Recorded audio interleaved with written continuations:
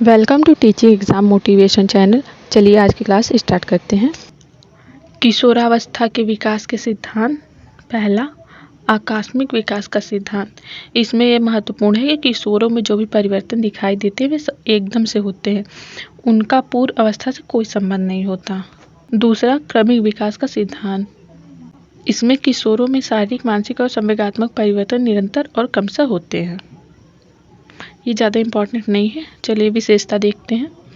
किशोरावस्था की विशेषताएं। विग व हंट के शब्दों में किशोरावस्था की विशेषताओं को सर्वप्रथम रूप से व्यक्त करने वाला एक शब्द है परिवर्तन।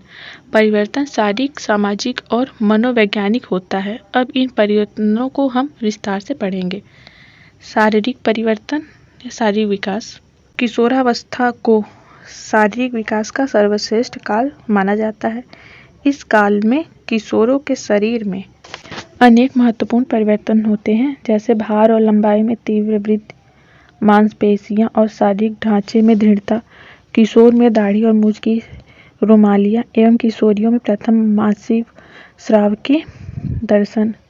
सोलमसनिक का कथन है, किशोर और किशोरियों दोनों को अपने स्वास्थ्य की चिंता रहती है। किशोरों के लिए सबल, स्वस्थ और उत्साही बनना और किशोरियों के लिए अपनी आकृति को नारी जाति आकर्षण प्रदान करना महत्वपूर्ण होता है। समूह को महत्व। किशोर जिस समूह का सदस्य होता है उसे वह अपने परिवार और विद्यालय से अधिक महत्वपूर्ण समझता है।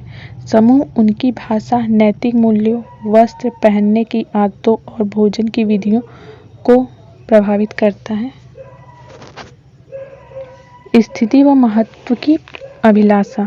किशोर में महत्वपूर्ण व्यक्ति बनने और प्राणों के समान निश्चित स्थिति प्राप्त करने की अत्यधिक अभिलाषा होती है। व्यवसाय का चुनाव।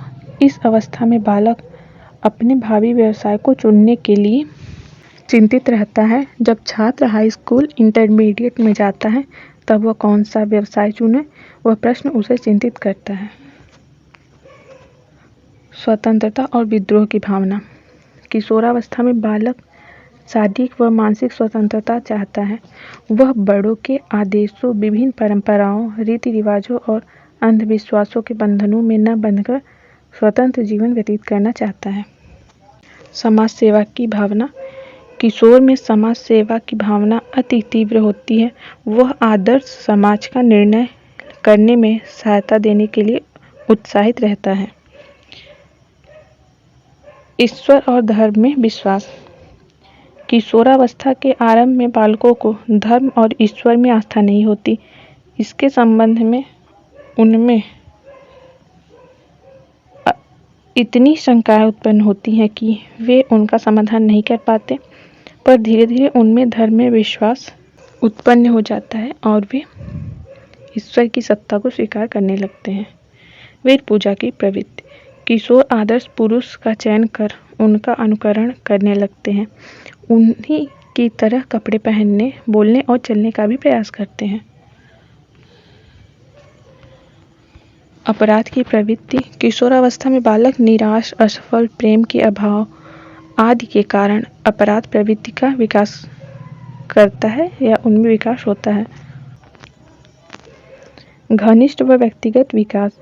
किसी समूह का सदस्य रहते हुए भी किशोर केवल एक या दो बालकों से घनिष्ठ संबंध रखता है, जिससे वह अपनी समस्याओं के बारे में खुलकर बात करता है। सर्वाधिक काम प्रवृत्ति। सर्वाधिक विषम लैंगिक आकर्षण किशोरावस्था में ही होता है। कल्पना का बाहुल्य व दीवा स्वप्न की प्रवृत्ति।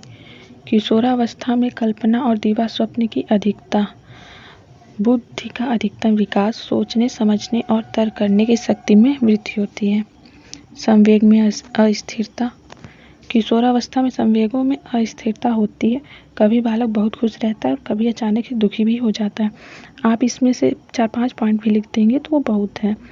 बाकी ऐसे ही डेली क्लास पाने के लिए हमारे चैनल को लाइक एंड सब्सक्राइब करना ना भूलें। Thank you.